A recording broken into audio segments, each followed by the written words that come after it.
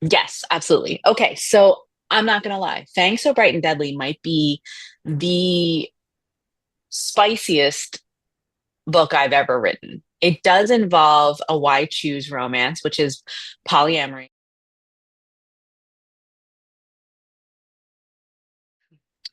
Hi everyone, it's Samantha Tennant and welcome to another Fresh Fiction Video Book Club. It's the start of a new year, 2025, and you guys, I am so excited about the author that we are talking to today, Piper J. Drake. I met her in person years ago when she came to a Fresh Fiction event, and I have been following her online and reading her books ever since. I feel this personal connection with you, Piper, because not only do I love your books, but also what you do in your day job being involved with regulatory compliance because that's what I'm doing also in a different field. And I just love all of your stories and just everything. So welcome. Thank you. Thank you so much for having me. Well, let's start off with something a little bit easy, although I know the story behind it is much more involved. Tell us a little bit about yourself and how did you first get started writing? Oh gosh. So, you know what? There's been so many life changes that have been happening for me lately. Let's rewind to how I got started writing. I honestly, I was always someone who was interested in writing stories, but I hadn't really considered pursuing publishing. I just really enjoyed storytelling.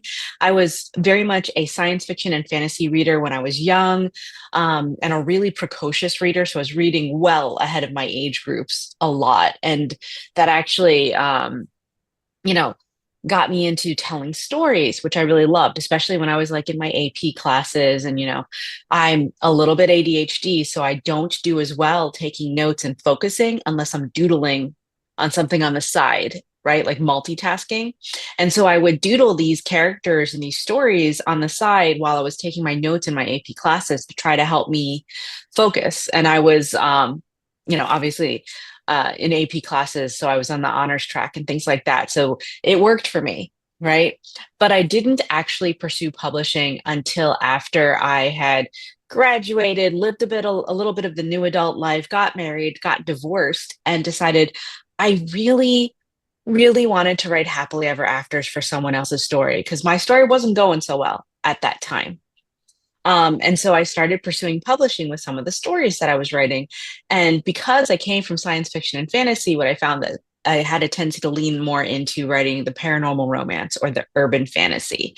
But by the time you met me at a Fresh Fiction event, I had been asked to switch over to romantic suspense, which was much more the here, the now, no magical elements, military veterans, and second chances at life, and military working dogs that everybody fell in love with. And so it's been a really fun ride. But to tell you a little bit about who I am now, I Oh had a yes, we heart need to hear this. attack. Like you said, I know you've had so many different things happening, and it seems that heart attack was Exactly. kind of a linchpin into all these other elements of living your best life. It really was because when it came down to it, I had a heart attack in 2021. Next month, February is the anniversary of my living, shall we say, Mhm. um, after the heart attack. And I took a break from my day job, which was in life sciences. As you've mentioned, I'm a regulatory consultant for pharmaceutical research and development. I was working really actively and really hard. I was very involved in a lot of stuff that was going on in 2020 to get the vaccines out there, but also it was really important to me to be able to get continued treatment for people during lockdown, right? Because beyond the vaccines, there were a lot of people who needed treatment who couldn't get it because of lockdown, right? Like, so we were working really hard to digitize a lot of systems so that people didn't have to go in person to like these faraway places during lockdown and they could still get the really important treatments that they needed to live through the course of that time period. So that was a lot of pressure. So it's no surprise that I ended up having a heart attack in February of 2021 after a lot of that had gone through. So I took a break from life sciences to try to reset. And also, I was on bed rest. I worked with my agents and editors to hold on my writing so that there was no pressure, so that I could write because I wanted to write, not write because I had a deadline. And at the end of the year, and a lot of people thought it was too soon, I ended up going to Egypt with two other authors, Kate Tempest Bradford and Alethea Contis. Kate Tempest Bradford is a middle grade writer. She wrote this adorably cute book called Ruby Finley versus the Interstellar Invaders. If anybody has a middle grade child that is out looking for books and interested in aliens and bugs, it's a really fun girl magic, strong female character kind of middle grade book. And Alethea Contis writes a lot of middle grade and YA, especially mystical, magical kind of fairy tale kind of things, you know. And she also does some interesting stuff because she storm chases during part of Oh, the wow. year. So she's out there going storm chasing. And the three of us went to Egypt together. And here I am, you know, not 9 months, 10 months out of a heart attack. And they're dragging me through no less than seven pyramids, through the Tomb of Kings, through the Tomb of Queens. We're going out having breakfast on the side of the Nile in Luxor. Like it was this amazing experience.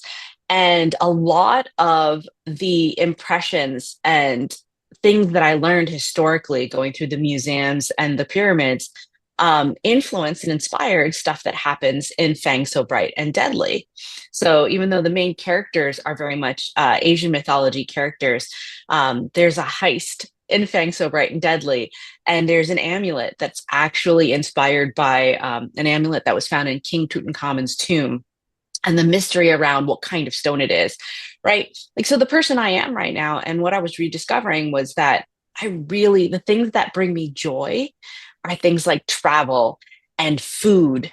And I can tell you right now, while we were in Egypt, there were at least three different times where the tour guides were like, this is delicious, but it might ruin your stomach a little bit. And I was like, you know what?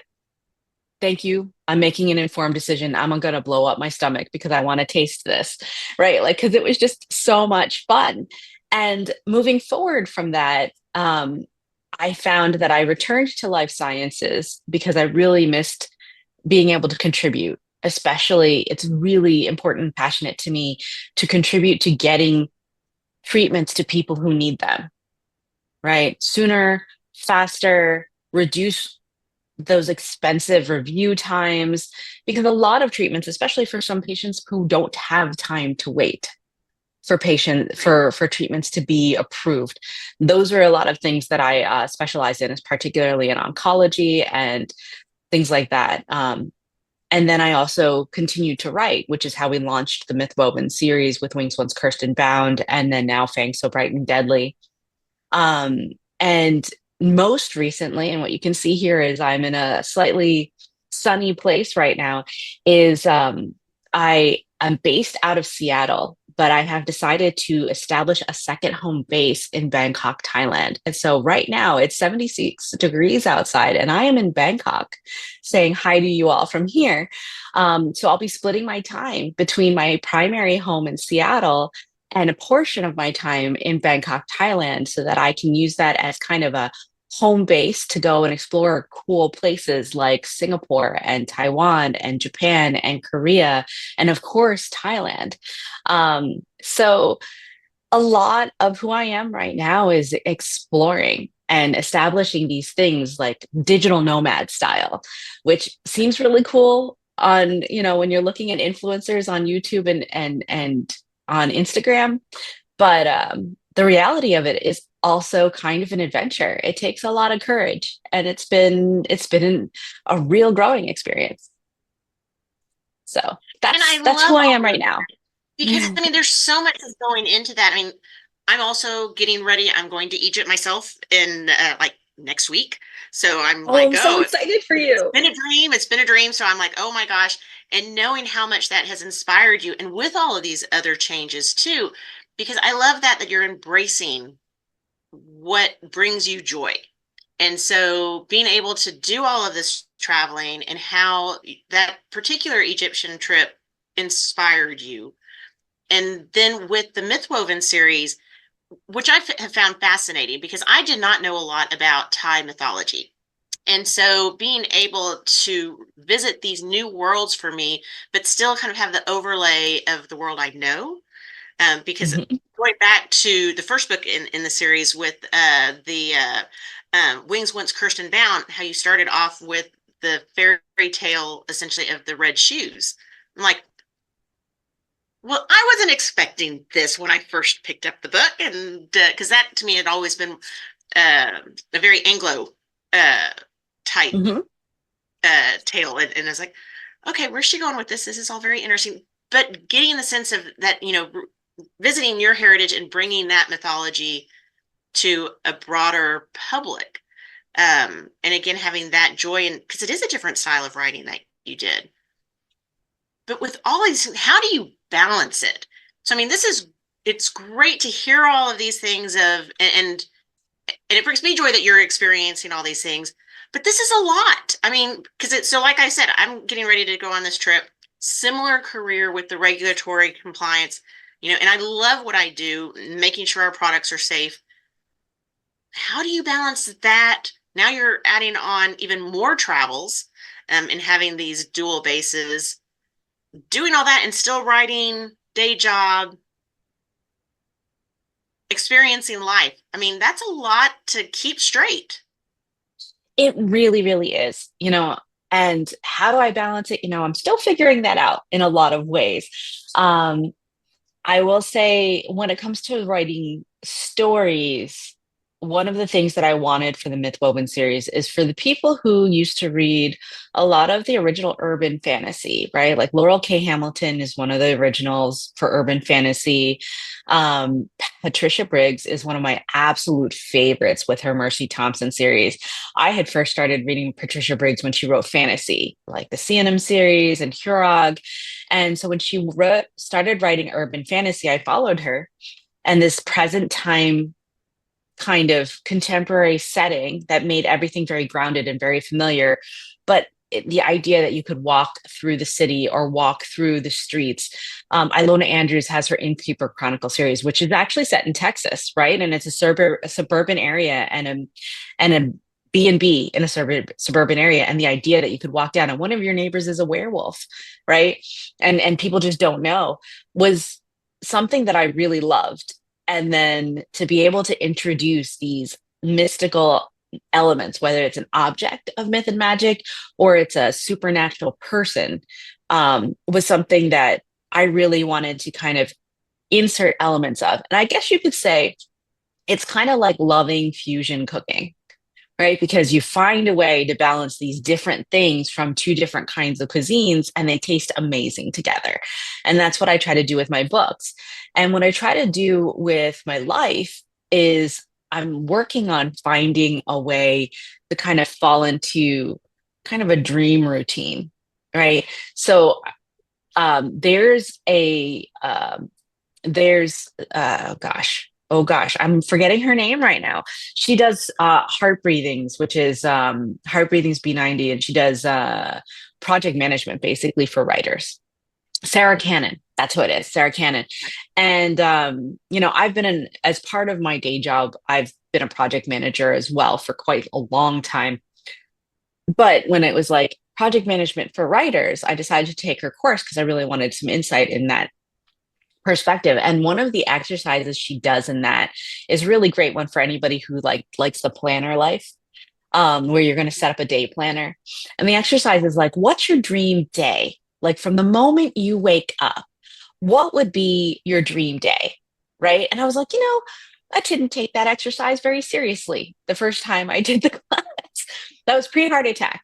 Right? I didn't really take it seriously because I was like, well, I have work, so I have all these meetings, and then after that, I have writing to do. And um, so one of the things that changed was I did that exercise. I was like, what is your dream day?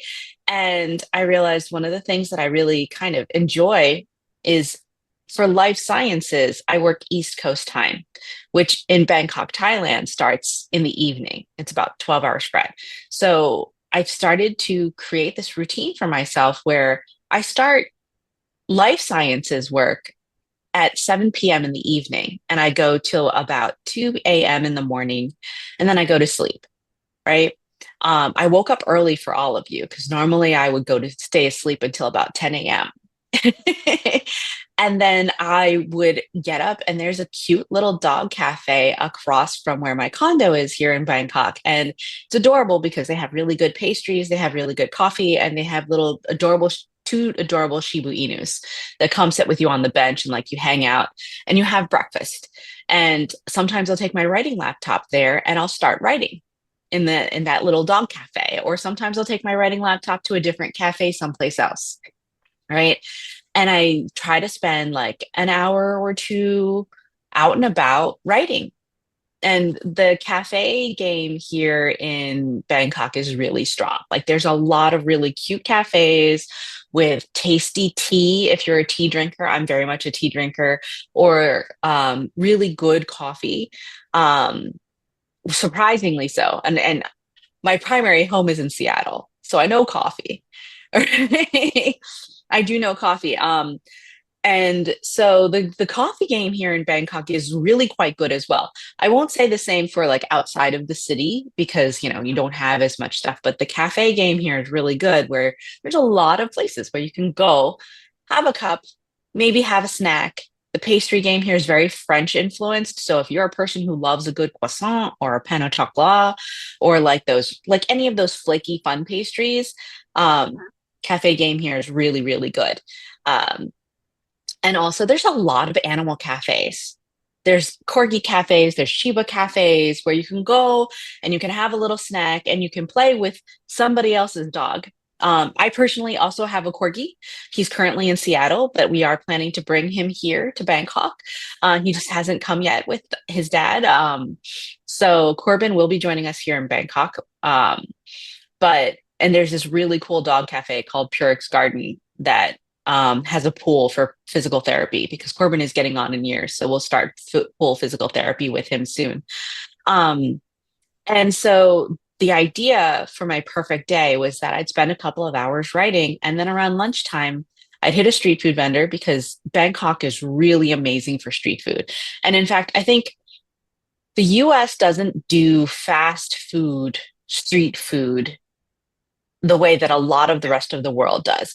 And it's not bad. You know, I love a lot of places in the US, and I have my favorite places. The sandwich game on the East Coast in like the New Jersey, Pennsylvania, New York area is the best in the freaking world.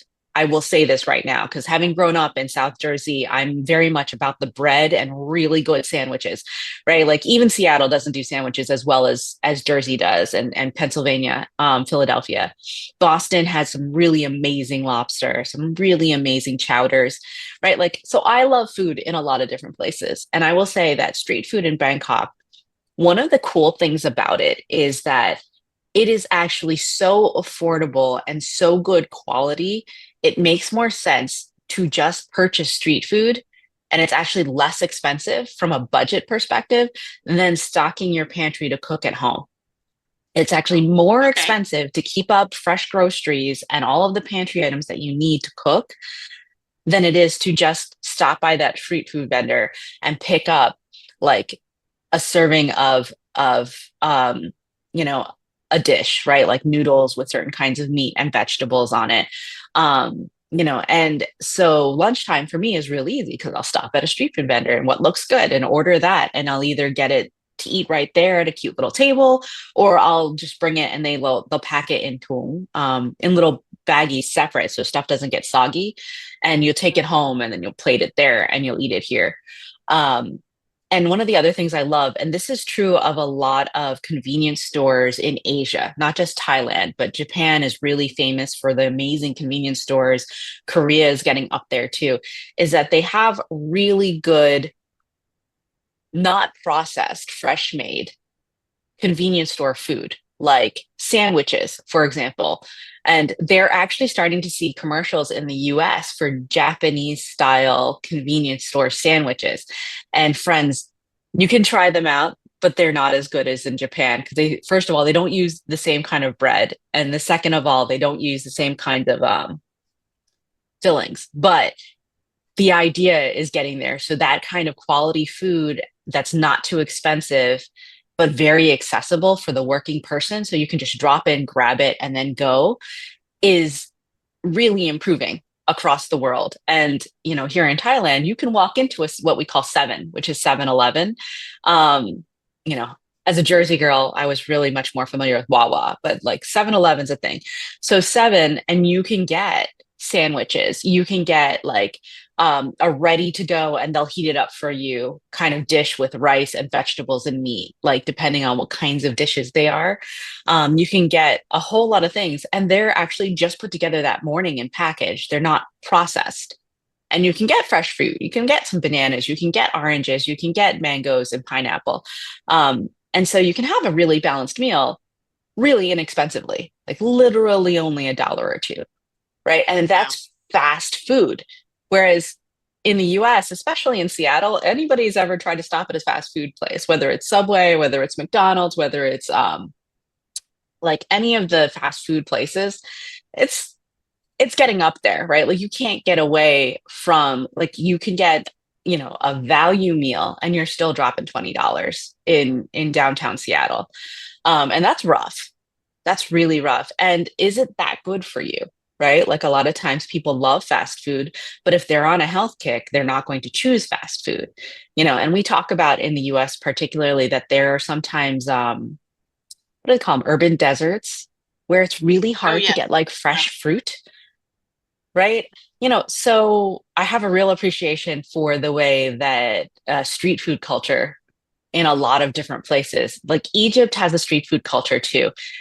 Again, your tour guides may not advise that you eat the street food if you're not used to it, right? Because it can upset your stomach and that can really ruin someone's like week, right? Because you'll end up with Yeah. traveler's rum.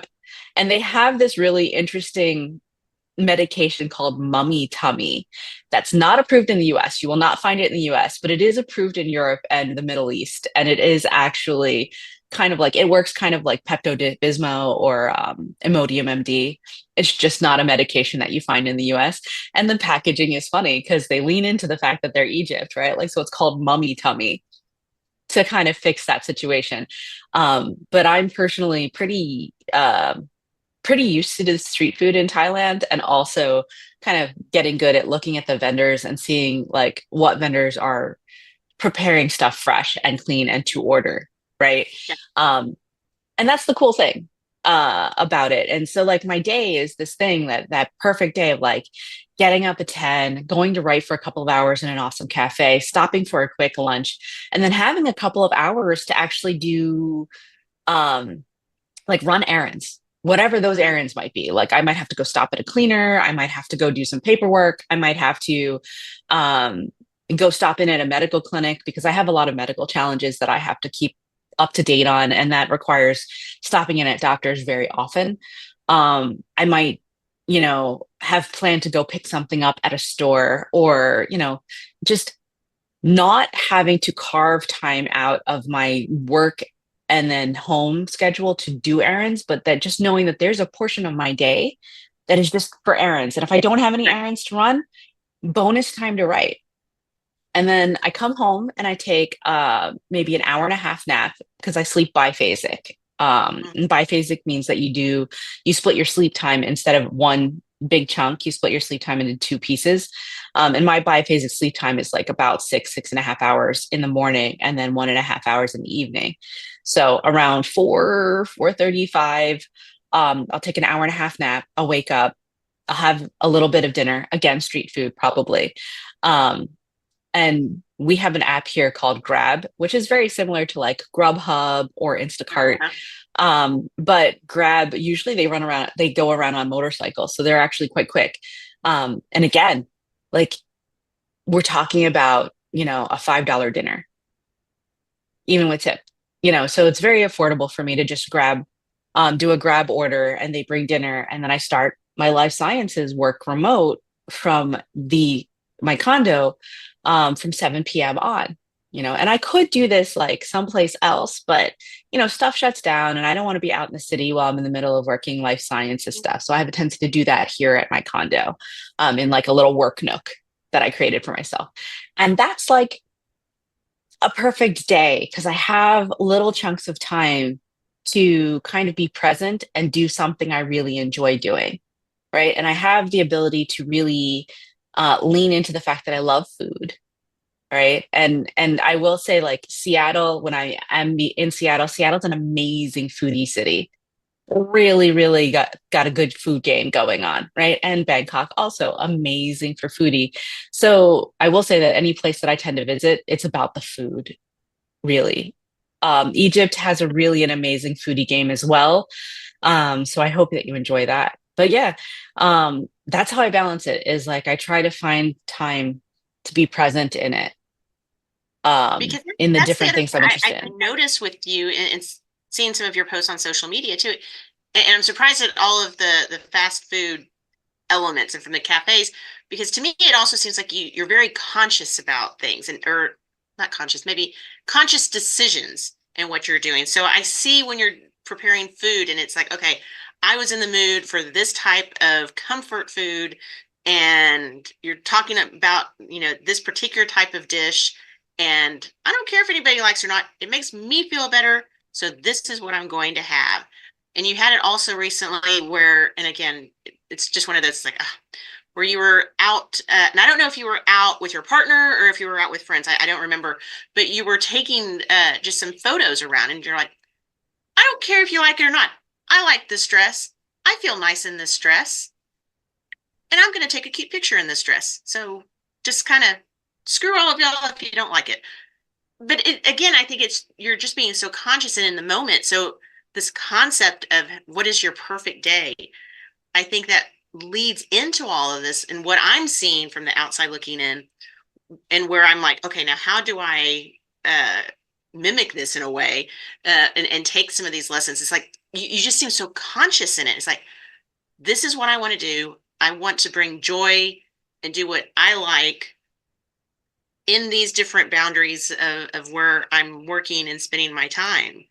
And do you think that's been part of all of this? Of like, you're not necessarily going with the flow, but you're making these conscious decisions of where you're going to spend your time, and be that either in the Oh, life sciences, in absolutely. the day job, the writing, your other work where you're doing voice acting and narration, which we didn't touch on. I mean, you have all these different elements. I mean, again, that's where it was the balancing. It's like, but it just seems you're so very determined on what you want to do. Oh, definitely. When it comes to the voice acting, the condo that we chose, one of the specific aspects that we looked into is that they have, when you live in downtown areas, like when we lived in Seattle, there was this that we paid attention to is you look for the pet facilities, of course, first of all, for our dog. But there's also usually common spaces that a lot of people can use. And sometimes like there's a theater room, sometimes there's a gym, sometimes there's a pool. This particular building has all of those things, but it also has a karaoke room and a music rehearsal room. And that music rehearsal room is sound buffered so that I can, with good enough sound buffering, that I can actually do my voice acting work recording there if I reserve the room. So that was like a huge plus for me because, and again, with the conscientious choices, one of the things that I do is I choose not to take work as an audiobook narrator, as a voice actor. And part of the reason why is because you have to put a lot of creativity into the acting, the voice acting when you're reading an audiobook, especially a long form like novel. And what I found is that there's so much creativity that goes into that when I perform that I don't really have the creativity left to write. And so I Wow. made the choice that I don't take audiobook narration jobs, even though some of them are considered the bread and butter of voice actors. And I instead only do short stories and I do like e-learning gigs or I do commercials for my voice acting because I want to save my creativity and my storytelling capability for writing my books. And Mm-hmm. you hit it right on the head. It's being very conscientious and making choices. And I think one of the things I love is there's an author and an agent. He's both, Eric Smith, and he's out of the Philadelphia area. Um, and he once said on a social media post, "You can't grow covered in salt." And what I realized is, as much as I admired a lot of the authors, who are brave, who are living out loud, who are saying, "I'm driven by spite." And I think that there's a huge place for people, me and everybody else, to prove the world wrong when the world tells you you can't do something. I think that's hugely inspiring. But also, I mean, that was the road to my heart attack, is like proving people that I could do this. If I just keep going and I keep pushing through, I can do all of these things and it's amazing and it's impressive. But you know what? I wasn't growing. I was getting really tired and I drove myself into a heart attack. Like my heart attack wasn't cholesterol driven, right? Like I didn't have to change my nutrition.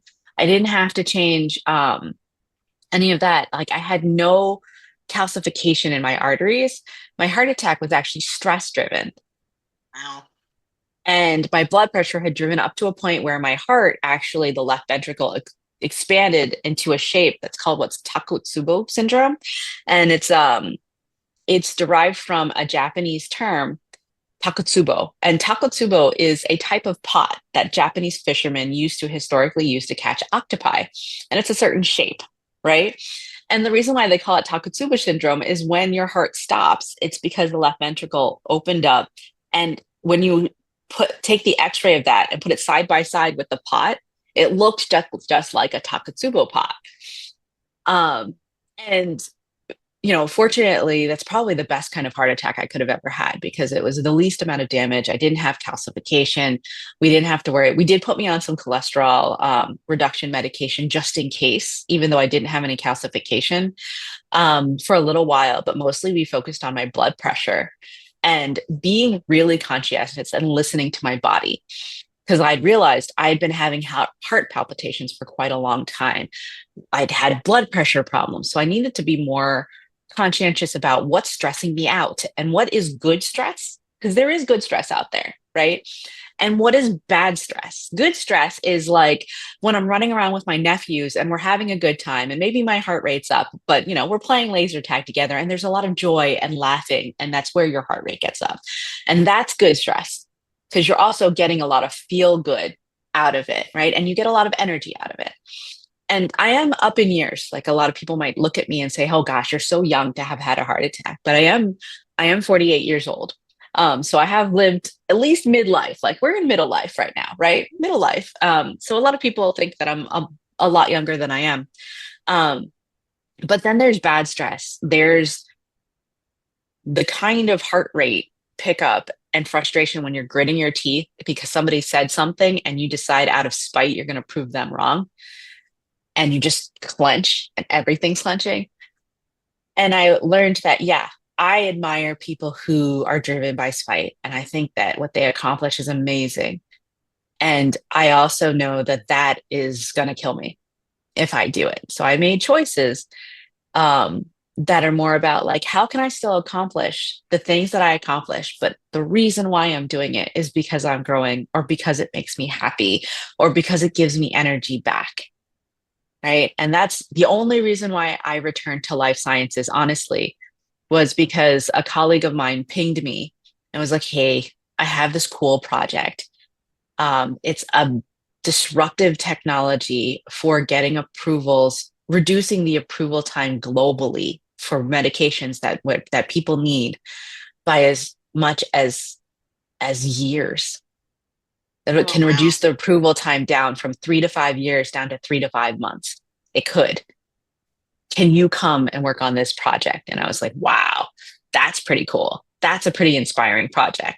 All right, I'll come back to that. Right. And so those are the kinds of choices I was making where, and there's a certain amount of privilege, right? Like, because I had established this 25-year career where I'm good enough where somebody wanted to tempt me down off the mountain to come work on a project. So I got to pick and choose. Mhm. Not everybody gets to do that, but I'm going to count that blessing and pick and choose carefully so that I have what I have to give really is is given in a good place, both for myself and whatever it is I'm contributing to. Because I know what I'm going to contribute to is going to give, I'm going to give it everything I have. And that's the same with my stories, right? Like we decided, I could write more of the darker romantic suspense and edgier stuff. But it wasn't making people happy at this time period, right? Because people love romantic suspense a lot in the right times, but the world around us was getting pretty dark. And so people were kind of looking for other kinds of reads. And I was looking to tell other kinds of stories. So kind of leaned into that too. And to your point, when it comes to food, it was also listening to my body and being like, hey, without getting too woo woo, because you know, I love herbology and I love learning about what kind of herbs can really help you, but I don't go all the way over into alternative medicine. So I'm definitely the kind of person who, when you're not feeling well and your stomach's a little bit of upset, I've always got a little bit of ginger around, right? Because ginger really settles your stomach. Um, when you have a cold, there's nothing like steeping some ginger in some hot water with some lemon and a little bit of honey to soothe your Yeah. throat, like those kinds of things. So you'll find on Fang So Bright and Deadly, my witch is a green witch, and she has a tendency to make teas that are infused with a little bit of her intent, a little bit of her magic. But really, even if you just made the tea without any magic involved, that's already a tea that will actually help you feel a little bit better. And I love like researching that and growing herbs when I have the space to grow herbs for that kind of thing. Echinacea is really good for your immune system. A lot of people love rose hips, and in Seattle, there's a lot of rose hips that are around our neighborhood. And nobody gathers them and dries them out, but they used to be a really great source of vitamin C, and they're really great in tea without being caffeinated as a tisane, actually. So just researching that kind of stuff and knowing what I like, or knowing, wow, you know what? Please excuse me if this is TMI, but like I'm still I'm still having my period. And so there's some times when I'm iron deficient. You know what? It's not about red meat. It's definitely about your green leafy vegetables to get your iron and your potassium and your magnesium to try to help you feel better and ease those cramps. It's about, getting enough protein to help your muscles recover. And so chicken and fish, omega-3 fatty acids, and just knowing, okay, if those are the things that I need, what are the dishes I like to eat that Yeah. have those in them? Because I'm not a salad girl. Confession. When I was in high school, um, I was much, I was a tomboy, I was triple varsity, and I was much bigger than your average Thai girl. And my parents didn't know because I was the firstborn. So they didn't know that I was just big because I was born here in the US and I was getting a lot more protein. So they were constantly putting me on like these drop diets Mhm. through high school because they were just concerned for me and they wanted me to be healthy. And there was just a lot of weeks where I was eating nothing but salad, and I was triple varsity running cross country, fueled on nothing but salad. And so I don't Yeah. eat salad now as an adult. It doesn't make me happy. And I very rarely will ever pick a salad, but I love stir fry green vegetables. I love certain soups with greens. I love collard greens, right? So I pick dishes with the things that I need in the form that I like to eat them. And Mhm. that's really healthy. And I also love cuisines from all around the world. So, you might find that I'm like, wow, you know what? I'm really feeling a need for this Japanese like dish, or I'm really feeling a taste for this Korean dish, or I'm feeling a need for a Thai dish, or you know what? I really miss having a Philly cheesesteak, a real one, right? And there's nothing like Texas barbecue. I'm sorry. They can do barbecue in a bajillion places around the world, but Texas barbecue is its own thing, right? And when I travel, I do a podcast called 20 Minute Delay with a colleague of mine, Gail Carriger. And Gail Carriger is a lot of fun because she also writes fantasy and paranormal, but she's an archaeologist by trade. So speaking about Oh, history. I didn't know that. And I didn't know oh she was an yeah, she archaeologist. she was an archaeologist before she wrote the Parasol Protectorate series. So when we travel together, the archaeology situation is hysterical. Like you can't stop her from licking rocks. It's hysterical because her specialty is in pottery. Um, Okay. and so she's an archaeologist, and oh gosh, I just got distracted because Gail, and I love her deeply. But the two of us, when we're talking on our podcast about 20 Minute Delay, we often talk about engaging the burrito protocol. And that's because Gail is based out of California. And the both of us, when we travel, have a tendency to travel through places like Denver or Phoenix. And it's very easy as you're running through the airport, and you should have like some kind of backup food in case you get delayed and stuck on the plane, right? Because how many of us have ended up stuck on the plane and delayed and not had food? Mhm. So we're very much the kind of person who has hard-boiled eggs squirreled into our backpack, and also the burrito protocol because it's imminently travelable. The burrito, it's a fantastic, fantastic, food. And And so we talk about the burrito protocol a lot. So yeah, I make choices on what I need. And I try to really carefully listen to my body and really carefully listen to my mind as to what I need to be happy and healthy. And then I try to make choices that are realistic to get me Hmm. there, right? Like I'm not trying to make things harder. Yeah. And sometimes I think like, especially when they say you have to change your diet or you have to change your nutrition, it makes life harder. And Yeah. and Hmm. I worry about that, right? Like, what are the changes that I can make in little ways that make me happier instead of sadder? Right. Well, and I think that's the thing. We all want, hopefully, we should all be able to pursue joy and those things that do make us happy, and be that in our day jobs, in the things that we're doing in our spare time. Um, because otherwise, like you said, you end up in some unfortunate circumstances then You end that up real can, salty. yeah, yeah. Yeah. Okay, we went long. Let me get in I'm a so couple. sorry. Oh, no, no, no. Hey, it's been a while since we've talked. I have It has. all these different things that I didn't even touch on, so don't worry. But let's try to get in some fresh fiction facts as some other fun elements. Okay, considering how much you travel, what Mhm. destination do you still want to go that's kind of like a dream destination? Oh my gosh. So many places. I've never been to Singapore. I have never been to Seoul, Korea, and I watched so many K dramas. Cannot believe it. I saw so many K dramas, and I still never been to Seoul. I have never been to Scotland. I have been to the UK quite a few times, and my partner Matthew just took me to Ireland because his family actually comes from Ireland for the first time in February. So I've hit several of those places, and I love those places, but I have never been to Scotland. So I really, really, really, speaking of Loch Ness Monster, want to go and visit those places. So those are some of just a few of the places that are on my kind of list. Okay. Now, especially now that you're doing the digital nomad element, what is something that you own a ridiculous amount of? And how do you maintain that with the two areas? Um, a ridiculous amount of, you know Or what? have you Okay. just minimized so much?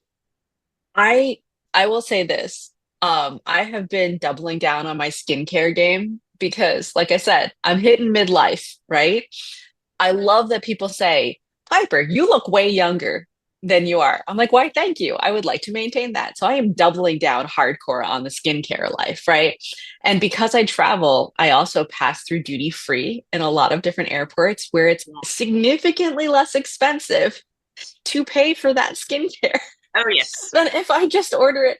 So I would say that I stock up right now on a lot of skincare, which I use on the daily, right? But I would say that that's probably a little on the ridiculous side because I don't just have that daily, like when you wake up in the morning, you do this. And when you go to bed at night, you do that, which is already a lot, especially if you do one of the Asian routines where there's like multiple steps and not just washing your face and moisturizing, but like um there's an oil cleanser step, and then there's a foam cleanser step, and then there's a toner set, and then there's serum step, and then there's like all of these steps. Like there's 7 and 8 and 11 steps. It depends on if you're going like the Korean route, the Japanese route, whatever.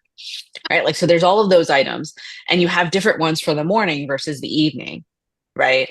Um, but I also have a thing for masks because when I'm on planes, sometimes, Oh, especially yeah. especially if no one can see you anyway, I like to put those little masks under my eyes, or I like to like slap one of those like little packet masks on my face for 10 minutes, right? Like you're not on the whole flight the whole time doing it, but like 10 minutes, why not? And you're just like kind of tapping your face. And it's just kind of fun. It gives me a giggle, right? Because people look at me weird. But I'm like, you know what?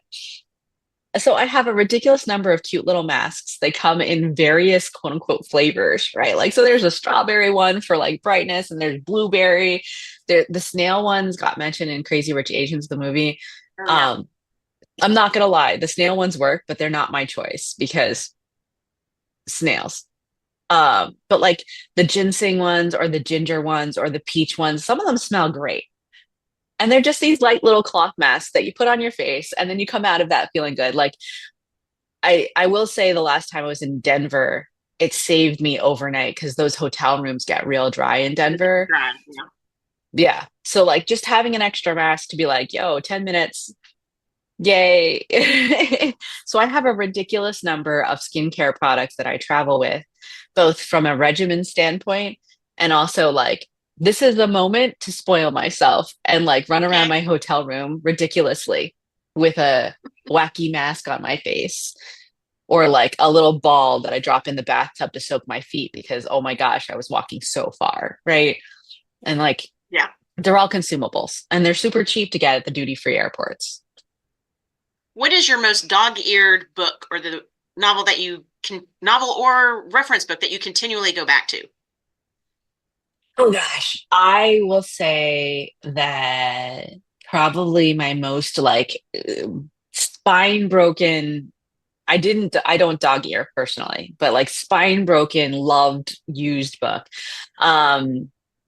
is probably The Ship Who Searched by Mercedes Lackey and Anne McCaffrey.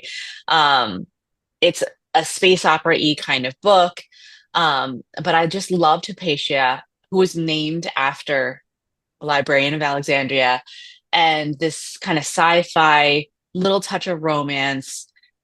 Just it mixed in a lot of elements that I loved, and I just love reading it over and over and over again because it was about this girl who got sick. Her parents were archaeologists. She caught an archaeological ancient bug. They didn't know how to kill the bug until it had like nixed out her nervous system. And then she started a new life for herself. And that was kind of amazing. Um, and so yeah, that's a book that I go back to and read over and over and over again. And the romance elements in it are just little, right? But it's more about this precocious girl that grows into this woman who really chose a life for herself, which was really fun. Well, speaking of mythology and new life decisions, can you give us any hints of what you're working on now and what we can expect next from you? Yes, absolutely. Okay, so I'm not gonna lie. Fang So Bright and Deadly might be the spiciest book I've ever written. It does involve a why choose romance, which is polyamory, triad, and it's also open, right? The due to the nature of our kitsune and gumiho, their hunting methods, there's some intimate things that they have to do in order to hunt that they wouldn't be able to, so it's very open. It can make people feel uncomfortable. So there's a lot of taking myself outside of my comfort zone there. So that may happen for some readers too, right? And so there's another book that's in the same universe, but outside the series that is less spicy. It's more like Murder She Wrote with werewolves. For the people who used to love the Murder She Wrote episodes. And so I started writing some novellas in the same universe set out in the Orcas Islands, like the San Juan Islands up in the Pacific Northwest, that are just little murder mysteries with precocious heroine, all of the really cool mythological and supernatural elements, but not as spicy. Um, and that's called The Ink That Bleeds. And so I'm working on the next book in that series called A Howl in the Sound. And again, it's like this little murder mystery out in a little harbor town with zany characters. And then there's also the third book in the Mythwoven series, which doesn't have a title. It's probably going to lean harder into, for those of you who really like paranormal romance and you really like werewolf romances, this features Thomas, the werewolf, who has shown up in Wings Once Cursed and Bound and shown up in Fang So Bright and Deadly. And it features mythology from Thailand again. And this time, the myth is about a rose. Once upon a time, there is a folktale in Thailand about um, kind of a nymph, a, a soul um, did not who did not want to be with a god who wanted her. And so he said, why don't you go down to the human world and live in the human world for a while so that you can realize how much pain and suffering is there is down there and realize how good You have it up here in the heavens. And she's like, okay. And so he sent her down to the human world, and she lived as a rose who turned into a human woman on the full moon. And there's this whole folk tale about it and how she falls in love and how her heart is broken and things like that. And so in my story for this third book in the Mythwoven series, we have Thai descendants, Thai diaspora, who don't even know the folk tale, but the curse is in their blood from that heartbreak of that story. And it's woken in their blood. And suddenly they start turning into a rose. And what does that mean for them? And there's a lot of the experience for people of chronic disability as you start to get into chronic illness and no one can track it down and what is happening to me, and meeting people who finally start to help you understand what's happening to you and what you need to do to define a new life for yourself moving forward as a new normal. So Wow. that is what I'm working on, and still making it a really fun ride with, Tom is my werewolf, meeting this girl who's becoming the rose, because werewolves and full moons too, right? And her curse is actually the reverse. She's a human for most of the time, and she's forced into the form of a rose on the full moon. Um, so, and of course there's the return of a lot of mythological characters from, like, you'll notice in Fang So Bright and Deadly I feature a lot of mythological characters from Korea, from Japan. um in the third book you'll meet some from Africa as well. And not just the characters, like the humanoid characters, but also like um supernatural beings that don't take the form of human, like our Eaton Moment in Fang So Bright and Deadly is actually a scroll of paper, right? Yeah. And so meeting those kinds of supernatural beings and understanding the folk tales behind it from different parts of the world is always fun, right? And also getting items like the amulet out of the hands of humans who might be hurt by them is something that's very Warehouse 13 and the librarians, right? And I would like that kind of heist kind of zaniness where we're like, oh, we need to get that out of harm's way before it blows something up. And where is So going that's to what I'm be the working. where is the best place for people to stay up with you and find out more details as you're further along in the process? Oh gosh, social Like media's on fire. I'm all so the social sorry, media. everyone. All the social media is on fire. So I think probably the best place would be my newsletter. I don't send it out very often, probably once a month, right? Possibly twice a month if there's a cool sale. But once a month, and I have bonus content if you're a newsletter subscriber where you can actually like read like my retellings of the folk tales that inspired some of the characters, or short stories or little outtake scenes. I know that the spicier readers wanted the love scene that I didn't include in The Ink That Bleeds because it's closed door and less spicy, right? Or, sometimes I have scenes that might have slowed down the book, but people want that as like kind of a vignette. So I have bonus content like that on my newsletter too. So probably the best place to keep up with me over the course of the year, especially with the fact that I am working on a new fantasy project, which I hope will get picked up by Trad through the course of this year also for the fantasy readers. And then also, if you like the cozy mystery, the Howl and the Sound, you'll find out when that's coming out. If you like sci-fi, I have works that are coming out that way, short stories, another heist. But this is like a found family thing, and what a big sister will do for her little brother, and And, and they can all of sign up that for your newsletter on your website, on my which website, is okay. piperjdrake.com. So, well, Piper, and again, we went a little bit long, so I apologize for We that. did. I'm so Uh, sorry. oh no, I thought again, so many questions and so many different things, and I didn't even get into like your love story with your partner because that's one of my favorites of how y'all got connected. Um, Time for another discussion later. So, Yes, people, some if other you time. are new to Piper, go pull her latest books. The Fangs So Bright and Deadly is the latest release. Go back. You can start the series with The Wings Once Cursed and Bound, or even go back to some of her earlier books. She's got so many different themes, and you guys will just love her. And so, Piper, thanks again for joining us. Stick around for the happy hour with our readers so we can get some other questions offline. But it was so good to see you. Thank you. It was so good to talk to you too. I know I went on for a long time, so I'm sorry that I was so hard to keep on in the timeline. Well, it's always fun to lose track when we're having good conversations. So thanks again. Okay. Thank you.